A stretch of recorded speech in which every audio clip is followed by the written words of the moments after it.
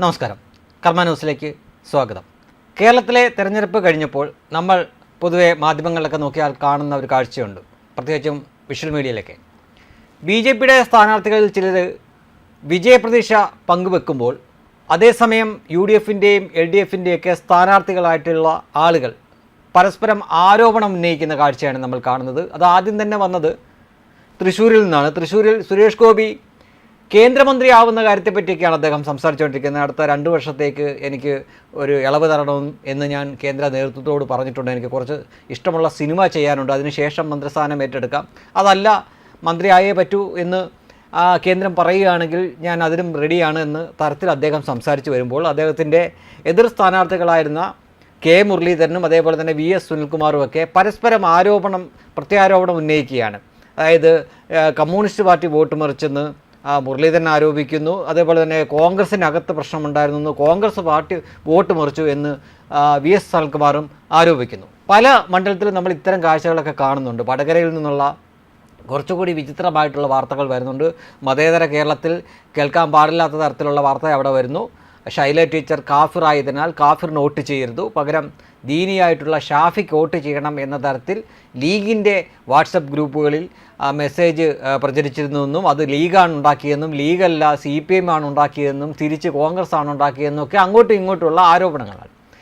അതേസമയം നമ്മൾ ആലപ്പുഴയിലേക്ക് നോക്കിക്കഴിഞ്ഞാൽ അവിടുത്തെ CPMൻ്റെ സ്ഥാനാർത്ഥി ആരിഫ് വളരെ വ്യത്യസ്തമായിട്ടുള്ള ഒരു ആരോപണമാണ് ഉന്നയിച്ചിരിക്കുന്നത്. അത് അദ്ദേഹം സ്ട്രെയിറ്റ് ആയിട്ട് പറയുന്നില്ല എങ്കിലും നമുക്ക് കേട്ടാൽ മനസ്സിലാവും എന്താണ് ഉദ്ദേശിക്കുന്നത്. ഒരുപക്ഷെ അത് ശരിക്കും മനസ്സിലാവാത്തവർക്ക് വേണ്ടിയിട്ട് അത് വിശദീകരിച്ചു തരാം. അദ്ദേഹം പറഞ്ഞിരിക്കുന്നത് ആലപ്പുഴയിൽ ചില ആത്മീയ നേതൃത്വങ്ങൾ, ശ്രദ്ധിച്ച് കേൾക്കണം, ചില ആത്മീയ നേതൃത്വങ്ങൾ BJPക്ക് വേണ്ടി വോട്ട് പിടിക്കാൻ ശ്രമിച്ചിരുന്നു എന്നാണ്. ആലപ്പുഴയിലെ ചില ആത്മീയ കേന്ദ്രങ്ങൾ എന്ന് കേൾക്കുമ്പോൾ ഒരുപക്ഷെ ആദ്യം നിങ്ങൾക്ക് മനസ്സിലേക്ക് വരിക SNDPയും SNDPയുടെ നേതൃത്വത്തിൽ ഇരിക്കുന്നവരെ പറ്റിയാണ് എങ്കിൽ അതല്ല എന്നോർക്കുക. എന്തായാലും ആത്മീയ നേതാവായിട്ടൊന്നും ആയിരിക്കില്ല വെള്ളാപ്പള്ളി നടേശനെ കാണുന്നത്, ഒരു സമുദായ നേതാവായിട്ടായിരിക്കാം കാണുന്നത്. ആലപ്പുഴയിലെ ആത്മീയത കൊണ്ട് കുറച്ച് കാലം കൊണ്ട് ആത്മീയ നേതൃത്വം അല്ലെങ്കിൽ ആത്മീയത പറഞ്ഞുകൊണ്ടുള്ള ഒരു പത്രം, ഇതൊക്കെ പറയുന്നത് ആരാണ് എന്ന് ചോദിച്ചു കഴിഞ്ഞാൽ കൃപാസനം എന്ന പേരിൽ അറിയപ്പെടുന്ന പത്രവും അതിനോട് ചേർന്നുള്ള ഒരു സ്ഥാപനവും കുറച്ച് ആളുകളുമാണ്. നമ്മൾ സോഷ്യൽ മീഡിയയിലും മറ്റുമൊക്കെ എത്രമാത്രം ട്രോൾ ചെയ്താലും ശരി, കൃപാസനം എന്ന പത്രം അല്ലെങ്കിൽ കൃപാസനത്തിന് ഉടമ്പടി വെച്ചാൽ കാര്യം സാധിക്കുമെന്ന് വിശ്വസിക്കുന്ന ഒരു കൂട്ടം ക്രൈസ്തവ സമൂഹവും അതേപോലെ തന്നെ ക്രൈസ്തവരല്ലാത്ത മറ്റ് മതസ്ഥരായിട്ടുള്ള ആളുകളുമുണ്ട് എന്നതൊരു യാഥാർത്ഥ്യമാണ്. ആലപ്പുഴയിൽ അത് ഓരോ ദിവസവും ദിനംപ്രതി എന്നോണം ശക്തി പ്രാപിച്ചു വരുന്ന ഒരു സംഗതി കൂടിയാണ് ഈ കൃപാസനം പത്രവും അതിനോട് ചേർന്നിട്ടുള്ള കാര്യങ്ങളും. അപ്പോൾ ആ കൃപാസനത്തിനെയാണ് ആരിഫ് ലക്ഷ്യം വെച്ചത് എന്ന് വ്യക്തമാണ്. അതിനൊരു കാരണമുണ്ട്. കൃപാസനം പത്രത്തിൻ്റെ കാര്യം പറഞ്ഞുകൊണ്ട് എനിക്കത് കൃപാസനത്തിനോട് പ്രാർത്ഥിച്ചപ്പോൾ അല്ലെങ്കിൽ ഉടമ്പടി വെച്ചപ്പോൾ ഞാൻ ആഗ്രഹിച്ച കാര്യം നടന്നു എന്ന് പറഞ്ഞ് അതിന് വലിയ പരസ്യം കൊടുത്തൊരു വ്യക്തിയുണ്ട്.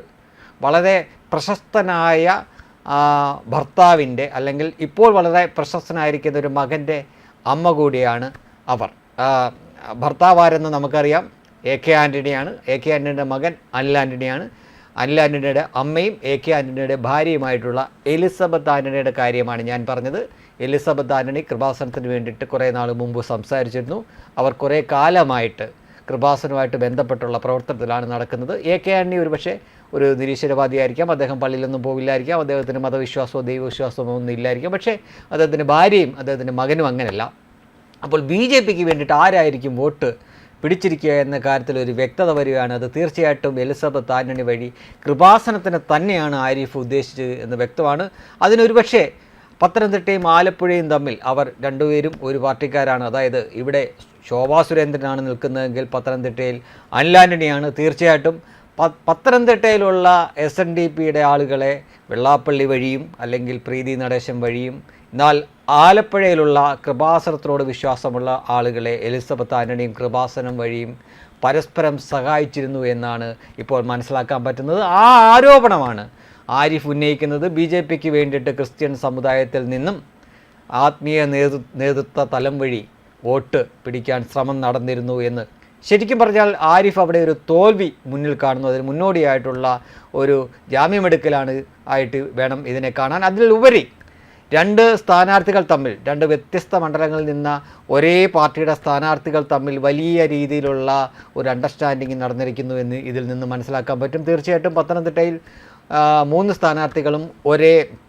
മതത്തിൽ നിന്നുള്ളവരായിരുന്നു, ക്രിസ്ത്യാനികളായിരുന്നു.